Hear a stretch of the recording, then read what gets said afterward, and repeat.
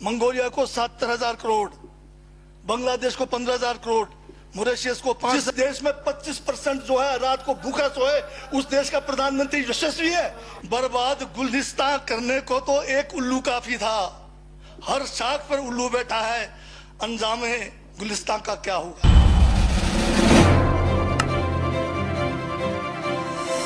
और अभी बजट में आपने फिर यशस्वी प्रधानमंत्री जी का जिक्र किया बड़े जोर शोर से। भारत के महान प्रधानमंत्री, यशस्वी प्रधानमंत्री।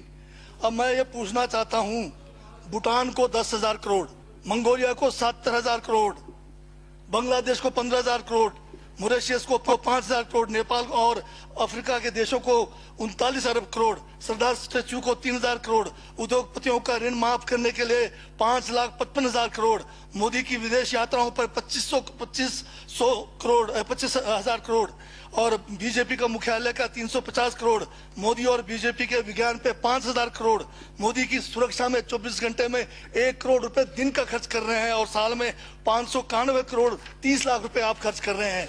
और पिछले 5 सालों में कुंभ के मेले में 15,000 करोड़ और यूएसए के प्रेसिडेंट ट्रंप को नमस्ते करने के लिए 100 करोड़। तो ये यशस्वी प्रधानमंत्री है क्या? इस किस्म के प्रधानमंत्री को यशस्वी कहेंगे? आपने जो है भारत को उच्चतम बेरोजगारी के दर पर पहुंचा दिया है।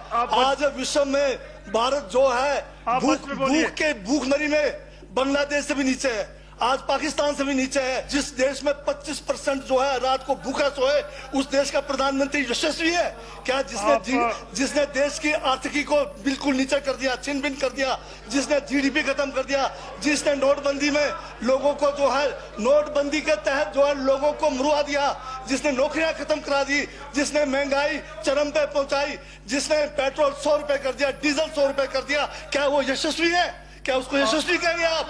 यशस्वी प्रधानमंत्री है आपका, जिसने भारत के सैनिकों को शहीदों की संख्या पिछले 30 सालों में सबसे ज्यादा है। क्या ये यशस्वी प्रधानमंत्री है? जिसने देश के अंदर चीन को घुसा दिया, क्या वो यशस्वी प्रधानमंत्री है? बजट पे बोलिए। माननीय सभापति महोदय, ये बजट में जिक्र हुआ है यशस्वी प्रधानमंत्री का और मुझे उसका जवाब देने का पूरा अधिकार है, जो मुझे कोई छीन नहीं सकता है।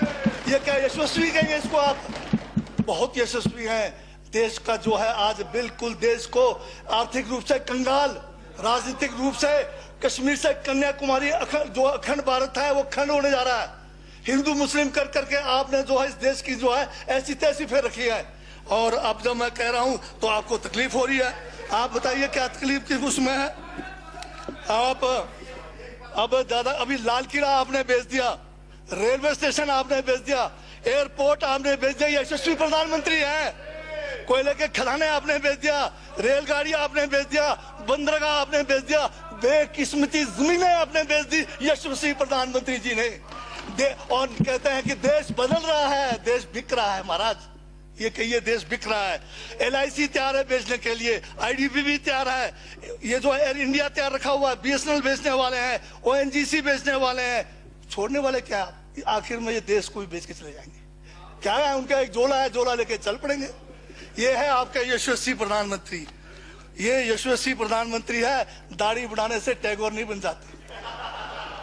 टैगोर के गुण लाने के लिए दोबारा जन्म लेंगे 100 बार, तब भी नहीं आएगा।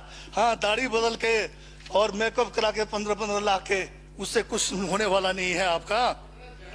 हाँ बिल्कुल। और जो जहर आप लोगों ने जो है इतने सालों में इस देश के अंदर जो है आपने जो इस देश में बीजा है, उससे वो जो है बर्बाद गुलिस्तान करने को तो एक उल्लू काफी था, हर शाख पर उल्लू बैठा है, अंजामे गुलिस्तान का क्या होगा।